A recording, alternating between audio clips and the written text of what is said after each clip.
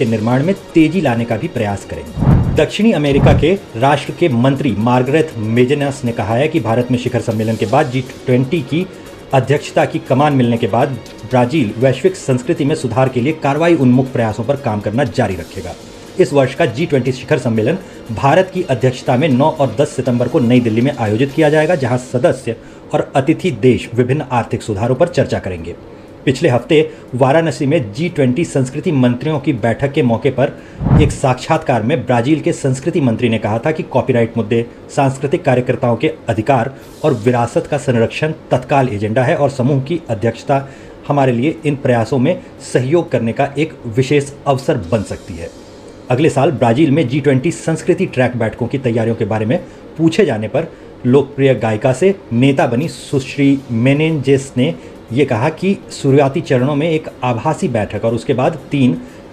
आमने सामने की व्यक्तिगत बैठकें शामिल हैं। उन्होंने कहा कि इस अवधि के दौरान हमारा लक्ष्य यहाँ देखे गए विशिष्ट एजेंडे को मजबूत करना और G20 के सांस्कृतिक क्षेत्र को मजबूत करना, उसमें संशोधन करने के तरीकों का पता लगाना और उन स्तंभों का साझा करना है जहाँ हम लोगों की आपसी तालमेल हो सकती है। ब्राजील की G20 अध्यक्षता में संस्कृति टैग पर चर्चा होगी और मेनेंजेस ने कहा है कि सांस्कृतिक विरासत और डिजिटल प्रौद्योगिकी का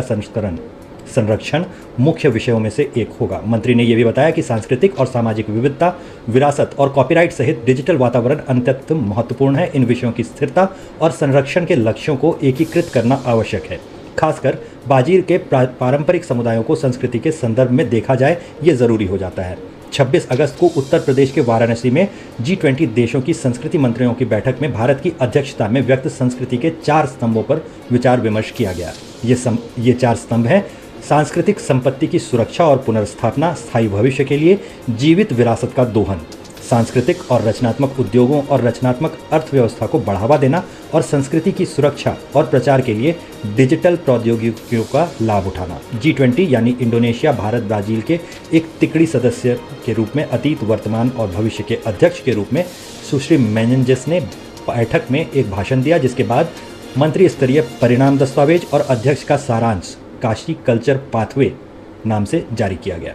नई दिल्ली में G20 शिखर सम्मेलन में ब्राजील की भागीदारी के बारे में उन्होंने कहा कि राष्ट्रपति लुइस इनांसियो लूला डी सिल्वा की यात्रा के लिए तैयारी चल रही है और मेरा मानना है कि ये एक शानदार अवसर होगा। राष्ट्रपति, जो कि स्थिरता, संस्कृति और मानवता के बारे में चिंतित है, निश्चित रूप से इस शिखर सम्मेलन में भारत के लिए ये अत्यंत महत्वपूर्ण क्षण होगा।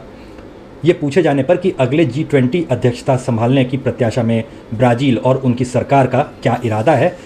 सुश्री मेनेंजेस ने कहा कि ये एक अत्यधिक सकारात्मक अनुभव है और ब्राजील के लिए कार्य उन्मुख प्रयासों का विकास जारी रखना बहुत महत्वपूर्ण होगा। इसका उद्देश्य G20 के माध्यम से वैश्विक संस्कृति में सुधार लाना है। उन्होंने भारतीयों को देश की गहरी समझ हासिल करने के लिए ब्राजील आने का निमंत्रण दिया और कहा कि आप पाएंगे कि ब्राजील को भारतीय संस्कृति से गहरा लगाव है, इसका महत्वपूर्ण प्रभाव पड़ता है और कई लोग इसका सम्मान करते हैं। इस भाईचारे को मजबूत करें और भारत जैसी विविधतापूर्ण संस्कृति के साथ संबंधों को हम लोग बढ़ावा दें। इसलिए उन्होंने सारे भारतीय लोगों को ब्राजील आने का अवसर मिलने पर आमंत्रण दिया। वाराणसी बैठक के दौरान मंत्री के साथ आए ब्राजील के प्रतिनिधिमंडल ने कहा कि उनका देश G20 के अध्यक्ष की कमान सौंपे जाने को लेकर उत्साहित है और G20 की अध्यक्षता कूटनीति के विश्व कप की मेजबानी करने जैसा है। जबरदस्त उत्साह और